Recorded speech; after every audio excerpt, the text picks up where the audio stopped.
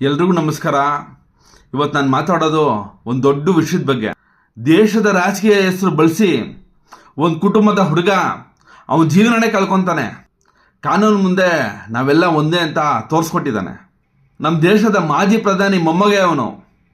ದೊಡ್ಡ ಕುಟುಂಬದ ಹುಡುಗ ಅಂತ ಇವನು. ಆದರೆ ಇವನು ಜನರ ವಿಶ್ವಾಸವನ್ನು ಮೋಸ ಮಾಡಿದ್ದಾನೆ, ಮಹಿಳೆಯರ ಗೌರವವನ್ನು ಹಾಳು ಮಾಡಿದ್ದಾನೆ. ಇವಾಗ ಜೈಲಲ್ಲಿ ಶಿಕ್ಷೆ ಅನುಭವಿಸ್ತಾ ಇದ್ದಾನೆ. ಇವನು ಯಾರಂತ ಗೊತ್ತಾ ನಿಮಗೆ? ಪ್ರಜ್ವಲ್ ರೇವಣ್ಣ. ನಮ್ಮ ಇಡೀ ದೇಶಕ್ಕೆ ಈ ಹೆಸರು ಫೇಮಸ್ಸು. ನಮ್ಮೆಲ್ಲರಿಗೂ ಗೊತ್ತು HD ದೇವೇಗೌಡ ಅವರು ಮಾಜಿ ಪ್ರಧಾನಮಂತ್ರಿ ಆಗಿದ್ರು ಅಂತ. ಅವ್ರ ಕುಟುಂಬ ರಾಜಕೀಯದಲ್ಲಿ ದೊಡ್ಡ ಹೆಸರು ಮಾಡಿದೆ ಅಂತಲೂ ಗೊತ್ತು ನಮಗೆ. ಆ ಕುಟುಂಬದಿಂದನೇ ಬಂದಿರೋದು ಈ ಪ್ರಜ್ವಲ್ ರೇವಣ್ಣ. ರಾಜಕೀಯದಲ್ಲಿ ದೊಡ್ಡ ಹೆಸರು ಮಾಡೋಣ ಅಂತ ಬಂದ. ಆದರೆ ಎಲ್ಲರೂ ಮುಂದೆ ಇವನು ದೊಡ್ಡ ಪ್ರಾಮಾಣಿಕ ಅಂತ ತೋರಿಸ್ಕೊತಾನೆ. ಆದರೆ ಒಳಗಡೆ ಏನಾಯಿತು ಅಂತ ನಮಗೆ ಗೊತ್ತು. ಇವನ ಮೇಲೆ ಏನು ಆರೋಪ ಇದೆ ಅಂತ ಹೇಳಿದ್ರೆ, ಒಂದು ಮಹಿಳೆನ ಹಾಳು ಮಾಡಿ ಅವಳ ವಿಡಿಯೋ ಮಾಡಿ ಮೋಸ ಮಾಡಿದ್ದಾನೆ ಅಂತ. ಇವ್ನು ಮಾಡಿರೋ ಕೆಲಸಕ್ಕೆ ಒಂದು ಮಹಿಳೆ ಜೀವನ ಪೂರ್ತಿ ಆ ಗಾಯದಲ್ಲೇ ಬದುಕಬೇಕು. ಇವ್ನು ಮಾಡಿರೋ ಕೆಲಸ ಆ ಒಂದು ಮಹಿಳೆಗಲ್ಲ, ಇಡೀ ನಮ್ಮ ಸಮಾಜದಲ್ಲಿ ಎಲ್ಲರಿಗೂ ನೋವಾಗುತ್ತೆ. ಆದರೆ ಇವನು ರಾಜಕೀಯ ಬೆಳೆಸಿ ಜನರನ್ನ ಮೋಸ ಮಾಡ್ತಾ ಇದ್ದ. ಆದರೆ ಸತ್ಯ ಬೆಳಕಿಗೆ ಬರಲೇಬೇಕು.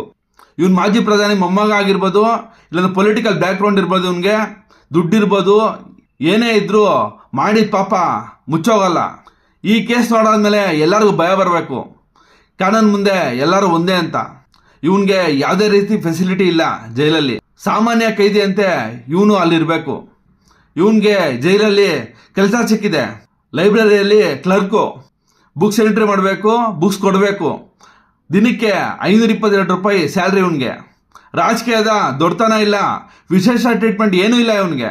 ಜೈಲಲ್ಲಿ ಎಲ್ಲ ಕೈದಿಗಳು ಕೆಲಸ ಮಾಡಬೇಕು. ಅದೇ ಥರ ಇವನಿಗೂ ಕೆಲಸ ಸಿಕ್ಕಿದೆ. ಅದನ್ನ ತಪ್ಸೋಕ್ಕೆ ಯಾರ ಕೈಲೂ ಆಗಲ್ಲ.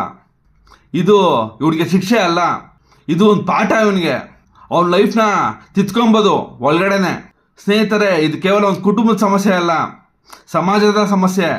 ಮಹಿಳೆಯರಿಗೆ ಯಾರು ಗೌರವ ಹಾಳು ಮಾಡ್ತಾರೋ ಅವ್ರಿಗೆಲ್ಲ ಒಂದು ಪಾಠ ಆಗುತ್ತೆ. ಸ್ವಲ್ಪ ಜನ ಹೇಳ್ತಾರೆ ಅವ್ನು ದೊಡ್ಡ ಮನೆ ಹುಡುಗ, ಇದನ್ನೆಲ್ಲ ಹೆಂಗ್ ಫೇಸ್ ಮಾಡ್ತಾನೆ ಅಂತ. ಆದರೆ ನಾನು ಹೇಳ್ತೀನಿ, ದೊಡ್ಡ ಮನೆಯವ್ರು ತಪ್ಪು ಮಾಡಿದ್ರೆ ಶಿಕ್ಷೆ ದೊಡ್ಡದಾಗೆ ಆಗಬೇಕು.